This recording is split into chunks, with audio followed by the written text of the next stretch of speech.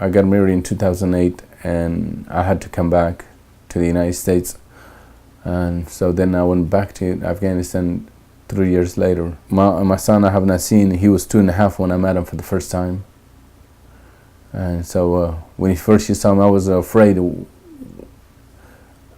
How am I going to explain to this? Also, he'd be not afraid of me, because some kids afraid. You see it, with no hands. But he didn't. When I first saw my son, he did not afraid. But he had a really concerned impression in his face, and he was, felt sorry, feeling bad, and at the same time curious. And he came up to me. He said, "I said, who did this to you?"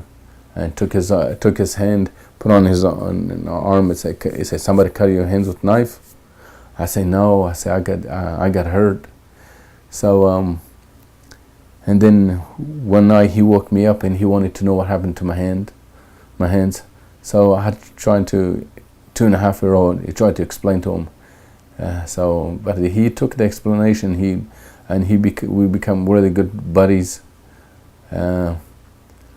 Then when he first saw me, I was trying to eat. I couldn't eat. He think I was struggling. He thinks so. He doesn't know. He know that was not normal. He was 2.5 at that time, and he came over and took the spoon out of my arms, and he said, "Let me have it." So I gave him. I thought he wanted to eat. He thought he wants to eat with a spoon, but I was surprised. I was surprised that he said I want to feed you. So he gave me. So he was feeding me, because he thought I was struggling too much with my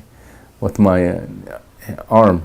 So he was feeding me. So while I was there for the 5 months, my son was feeding me. When I was carrying him in the streets, and people would look at me because I don't have hands, and I'm carrying him, and he say, "Tell these people to quit looking at me." So anyhow, so we had a lot of good moments, and so I miss him. And in Afghanistan, life is not easy for us poor ordinary people like us. So there's an ordinary people like my family is there. So I want my family to come here to live with me, so I can see him every day. I want to see my son, so they can live with me.